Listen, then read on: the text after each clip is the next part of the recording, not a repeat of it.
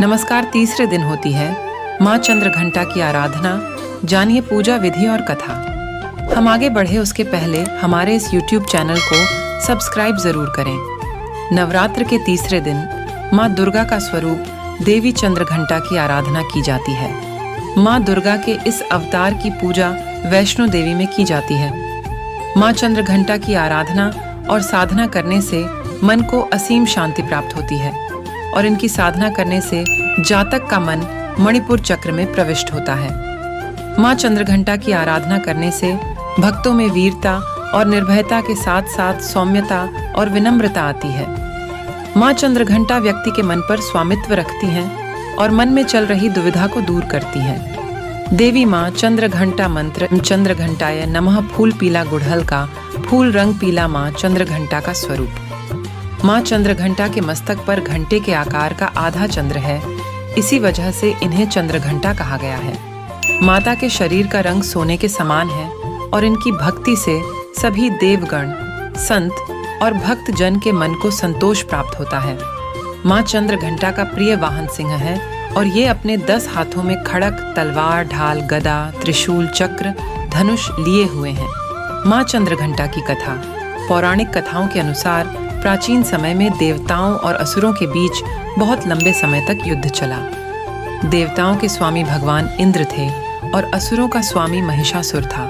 जब युद्ध समाप्त हुआ तो महिषासुर ने देवताओं पर विजय प्राप्त कर ली और इंद्र का सिंहासन हासिल कर स्वर्ग लोक पर राज करने लगा।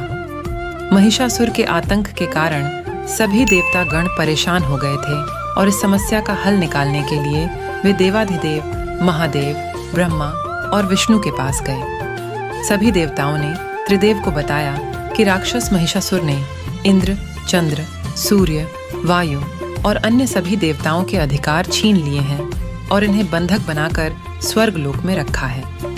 महिषासुर के अत्याचार के कारण अन्य सभी देवता पृथ्वी पर विचरण कर रहे हैं और उन्हें स्वर्ग से निकाल दिया गया है। यह सुनकर त्रिदेव यानी ब्रह्मा, विष्णु और भोलेनाथ को बहुत गुस्सा आया और उनके गुस्से की वजह से तीनों के मुख से ऊर्जा उत्पन्न हुई। इन तीनों की ऊर्जा के साथ ही अन्य देवगणों की ऊर्जा भी उस ऊर्जा से जाकर मिल गई। उसी ऊर्जा से वहाँ एक देवी का अवतरण हुआ और उन देवी का नाम चंद्रघंटा पड़ा।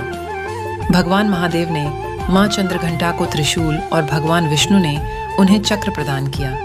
इसी प्रकार सभी देवी देवताओं ने उन्हें अस्त्र शस्त्र भेंट किए। भगवान इंद्र ने अपना वज्र और ऐरावत हाथी से उतारकर एक घंटा दिया। सूर्य ने अपना तेज और तलवार माँ चंद्रघंटा को दिया और सवारी के लिए एक शेर प्रदान किया। इसी वजह से इस ऊर्जा का नाम देवी चंद्रघंटा पड़ा।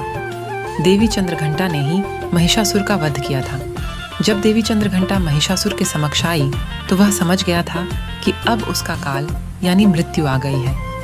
देवी चंद्रघंटा ने एक ही झटके में महिषासुर और अन्य सभी बड़े दानवों का संहार कर दिया और इस प्रकार देवताओं को असुरों के अत्याचार से मुक्ति दिलवाई।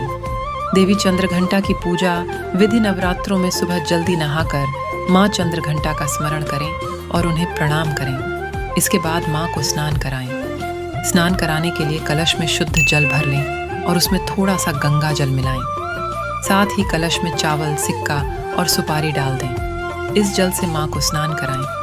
स्नान कराने के पश्चात माँ चंद्रघंटा को पीला फूल चढ़ाएं। माँ को पीला रंग अत्यंत पसंद है, आप इन्हें पीले वस्त्र ही अर्पण करें। अब माँ को पंचामृत अर्पित करें। पंचामृत बनाने के लिए दूध, दही, शहद, गुड़ और घी का इस्तेमाल करें। माँ को गुड़ का भोग अवश्य लगाएं। इसके बाद माँ के समक्ष घी का दीपक जलाएं और कपूर जलाकर उनकी आरती करें। साथ ही दुर्गा सप्तशती और दुर्गा कवच का पाठ करें।